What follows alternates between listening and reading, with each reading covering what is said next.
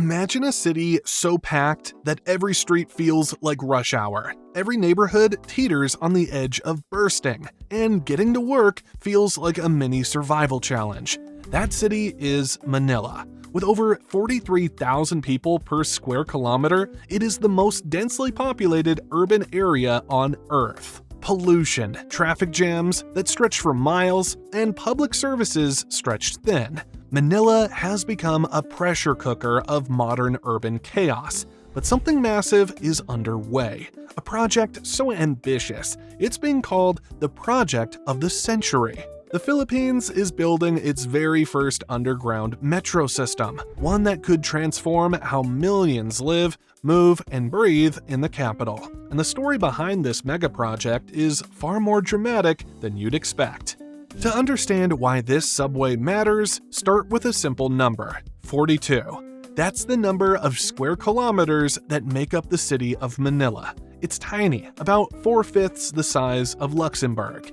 And within this tight space, nearly 2 million people live, work, and try to move around daily, according to Business Insider. That's 3 times more crowded than the Bronx in New York and more than double the density of Paris or Mumbai. The problems this causes aren't just about traffic. It touches every part of life. Hospitals overflow, schools are packed, and even prisons have more people than they were ever meant to hold. Streets choke with vehicles, breathing becomes harder, not just because of heat and humidity, but also because of the air thick with smoke. And in the middle of all this, there's the daily grind. Going just 10 kilometers can take over half an hour. Across a year, that adds up to over 120 hours lost to congestion.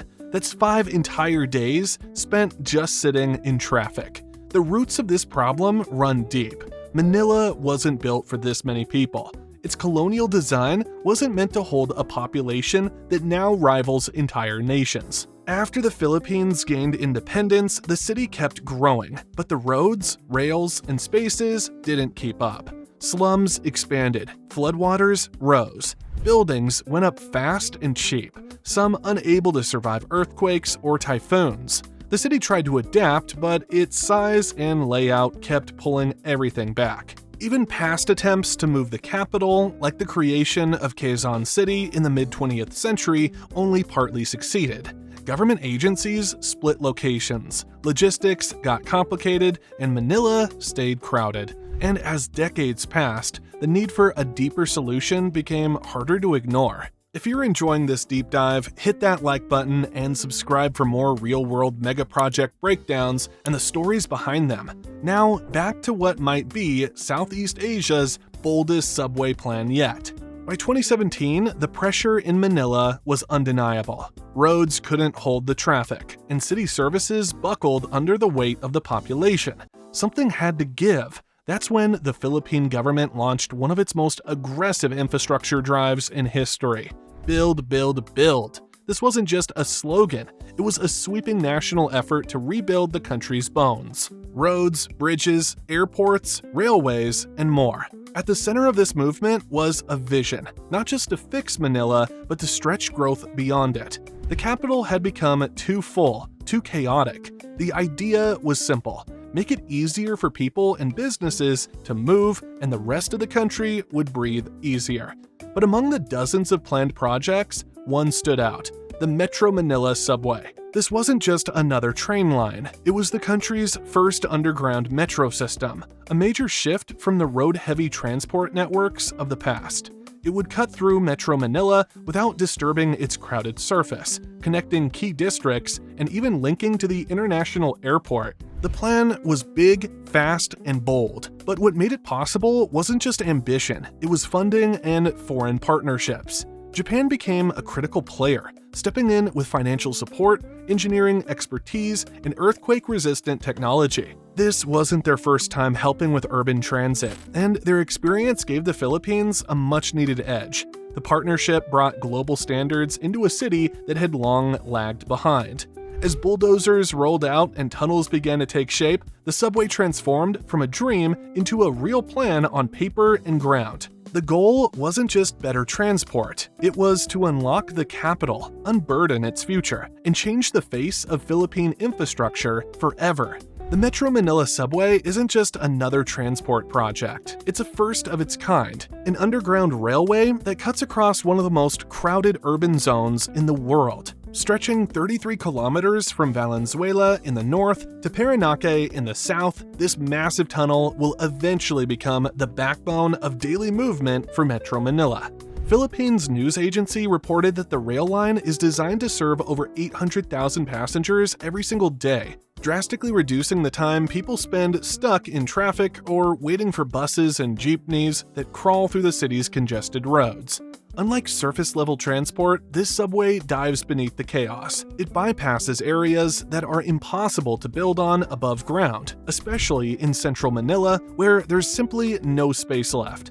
The route even includes a vital connection to Ninoy Aquino International Airport, making the subway a powerful tool for both local commuters and international travelers.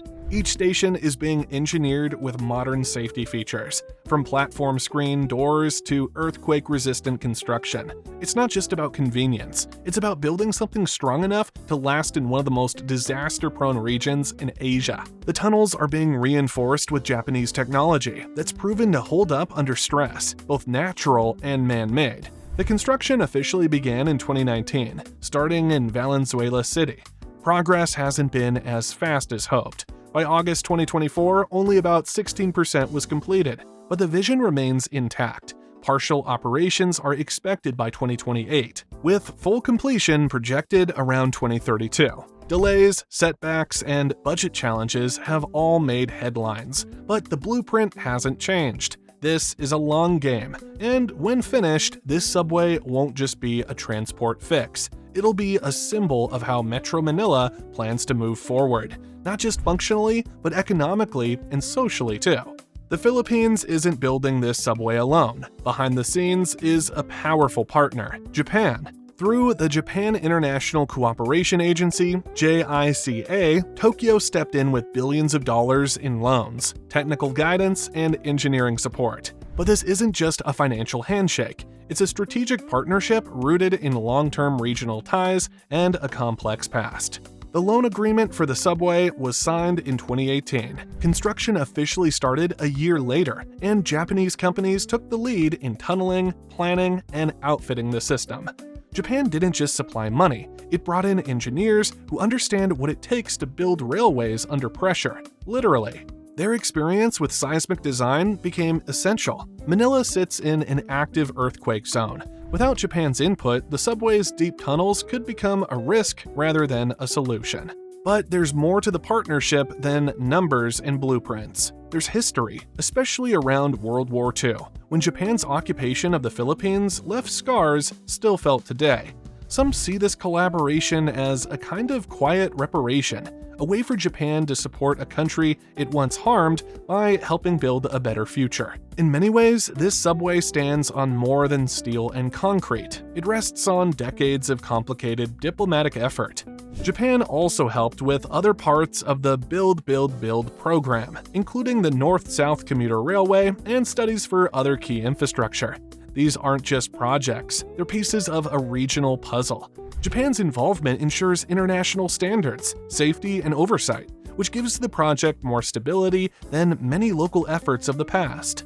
The result is a system being built not just with speed or ambition, but with precision. And that may be exactly what Metro Manila has always lacked. Infrastructure that isn't rushed, but ready for the future. Building something as massive as an underground subway in a city as crowded as Manila was never going to be smooth. Even before the first tunnel was dug, challenges began piling up. When construction kicked off in 2019, it was just months before the COVID-19 pandemic swept across the globe. The Philippines wasn't spared. Lockdowns, restrictions, and redirected public funds hit the project hard. Progress slowed, and priorities shifted. Public health took center stage, and infrastructure had to wait. But the virus wasn't the only issue. One of the most difficult and controversial parts of building the subway has been clearing the path for it. Properties along the route were marked for expropriation, and residents were relocated, many against their will. These forced movements sparked public protests and legal battles. The right-of-way process quickly became one of the most contested parts of the project. On top of that, construction delays, rising costs, and logistical problems pushed the timeline further out.